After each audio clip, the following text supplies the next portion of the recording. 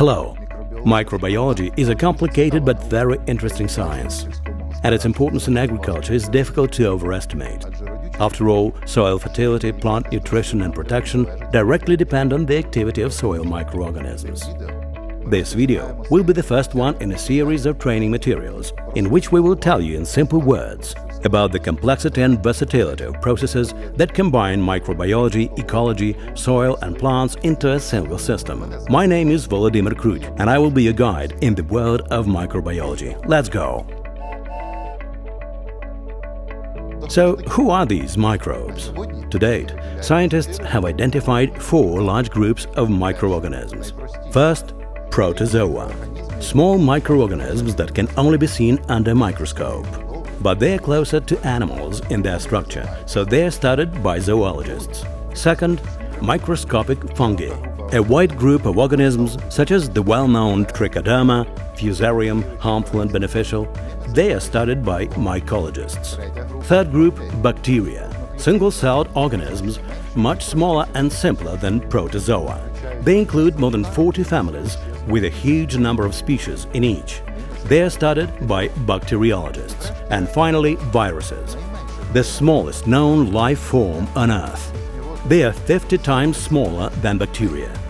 Microorganisms can be found everywhere, from the frozen Antarctic to the hot deserts of Africa. But in every ecological niche, from the stomach of the smallest mouse to the largest field, there is a continuous struggle of microorganisms for habitat and nutrients. For example, human dysbacteriosis may develop under the influence of alcohol, antibiotics or stress.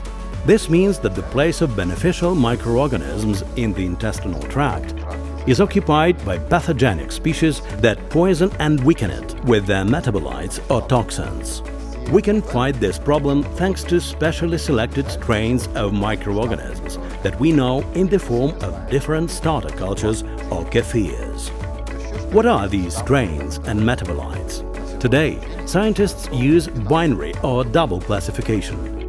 This means that each species has 2 words in its name of the genus and the species.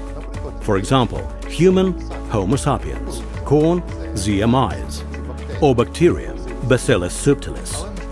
But members of the same species also differ.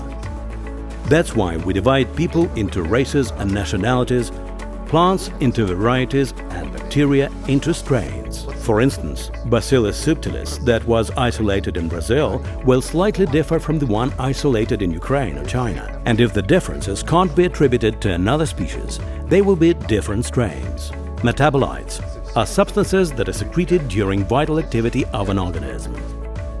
Vitamins, amino acids, nitrogen-containing compounds, alcohol, toxins, all of them are metabolites. Some of them are beneficial for us, others can poison and cause diseases. Soil microorganisms secrete phytohormones and amino acids in the root zone of plants, which greatly help the plant in its vital activity.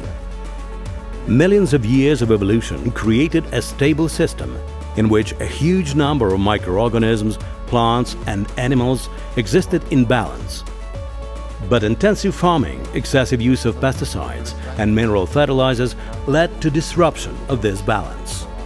Removal of organic matter from soil, burning of crop residues result in the beneficial microbiota giving way to parasitic one. The soil fertility is reduced and plants require more and more mineral fertilizers for their vegetation. That is why, as in the treatment of dysbacteriosis, it's crucial to make sure the soil regains beneficial microbiota that will exist in balance and harmony with plants. That's all for now. I hope this information was interesting for you. And next time, we will tell you about the interaction of plant, microbiota and soil. If you still have questions, please ask them in the comments. Subscribe to the channel. Until next time, goodbye.